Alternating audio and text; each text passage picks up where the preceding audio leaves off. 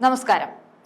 Indian ജനാധിപത്യത്തിൽ ഏറെക്കാലമായി ചർച്ച ചെയ്യപ്പെടുന്ന ഒരു വിഷയമാണ് സംസ്ഥാന നിയമസഭകൾ പാസാക്കുന്ന ബില്ലുകളിൽ ഗവർണർമാർക്കുള്ള അധികാരം.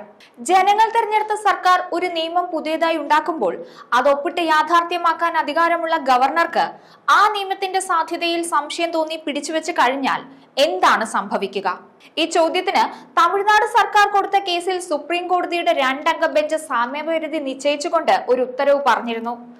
അതിനെതിരെ 5 അംഗ ഭരണഘടനാ ബെഞ്ചിന് മുന്നിൽ അപ്പീൽ ഹർജി എത്തിയിരുന്നു.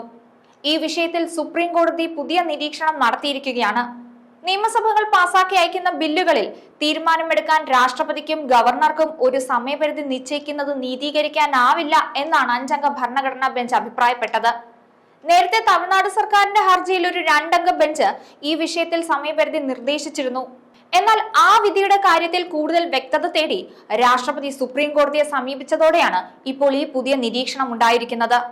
പുതിയ നിരീക്ഷണത്തിന്റെ പ്രാധാന്യത്തെക്കുറിച്ച് പറഞ്ഞാൽ 2 അംഗ ബെഞ്ചിന്റെ ഉത്തരവ് രാജ്യത്തെ മുഴുവൻ ഗവർണർമാർക്കും രാഷ്ട്രപതിക്കും ബാധകമാകുന്നതിലെ പ്രായോഗിക ബുദ്ധിമുട്ടുകൾ ഈ പുതിയ നിരീക്ഷണത്തിന് പിന്നിലുണ്ട്.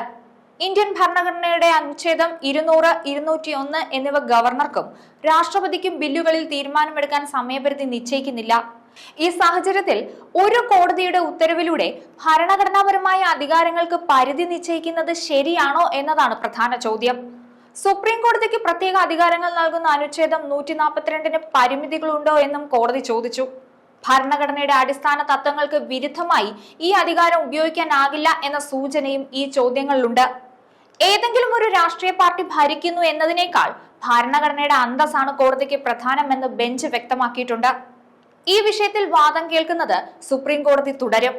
നേരത്തെ തമിഴ്നാട്, കേരളം, പഞ്ചാബ് തുടങ്ങിയ സംസ്ഥാനങ്ങൾ ഗവർണർമാർ ബില്ലുകൾ പിടിച്ചുവെക്കുന്നതിനെതിരെ സുപ്രീം കോടതിയെ സമീപിച്ചിരുന്നു. ഈ കേസുകളുടെ എല്ലാം ഭാവി ഈ പുതിയ നിരീക്ഷണങ്ങളെ ആശ്രയിച്ചിരിക്കും. ഗവർണർമാർ ബില്ലുകളിൽ അനിശ്ചിതമായി തീരുമാനം എടുക്കാതെ ഇരിക്കാൻ കഴിയില്ലെന്നും അവരുടെ നിഷ്ക്രിയത്വം നിയമസഭയുടെ പ്രവർത്തനത്തെ തടസ്സപ്പെടുത്തുമെന്നും കോടതി മുൻപ് വ്യക്തമാക്കിയിട്ടുണ്ട്. അതേസമയം ഒരു സമയപരിധി നിശ്ചയിക്കാൻ കോടതിക്ക് ഭരണഘടനാപരമായി അധികാരമുണ്ടോ എന്ന ചോദ്യം ഇപ്പോൾ ഉയർന്നിരിക്കുന്നു. ഈ വാദങ്ങൾക്കൊടുവിൽ സുപ്രീം കോടതിയുടെ അന്തിമ വിധി എന്തായിരിക്കുമെന്നത് വളരെ നിർണായകമാണ്. ഇത് വെറുമൊരു നിയമപരമായ ഒരു ചർച്ച മാത്രമല്ല, നമ്മുടെ രാജ്യത്തിന്റെ ഫെഡറൽ സംവിധാനത്തിന്റെ ഭാവിക്ക് ദിശാബോധം നൽകുന്ന ഒരു സുപ്രധാനമായ വിഷയം കൂടിയാണ്. സുപ്രീം കോടതിയുടെ ഈ പുതിയ നിരീക്ഷണങ്ങൾ ഇന്ത്യൻ ജനാധിപത്യത്തിന്റെ മുന്നോട്ടുള്ള യാത്രയിൽ നിർണായകമായ ഒരു ഘട്ടമാണ്. ഇത് കേന്ദ്ര സർക്കാർ പ്രതിനിധിയായ ഗവർണറുടെ അധികാരം സംരക്ഷിക്കുന്നതിന് സഹായകമാകുമെന്നും ബില്ലുകളിൽ തീരുമാനമെടുക്കാൻ കൂടുതൽ സമയം അനുവദിക്കുന്നതിലൂടെ സംസ്ഥാന നിയമനിർമ്മാണത്തിൽ ഫലപ്രദമായി ഇടപെടാനുള്ള സാധ്യത നിലനിർത്തുമെന്നും വിലയിരുത്താവുന്നതാണ്. ഗവർണർമാർ ബില്ലുകൾ അന്തിമമായി പിടിച്ചുവെക്കുന്നത് ഭരണഘടനാപരമായ കടമയുടെ ലംഘനമാണെന്ന് കോടതി നേരത്തെ വ്യക്തമാക്കിയിട്ടുണ്ട്.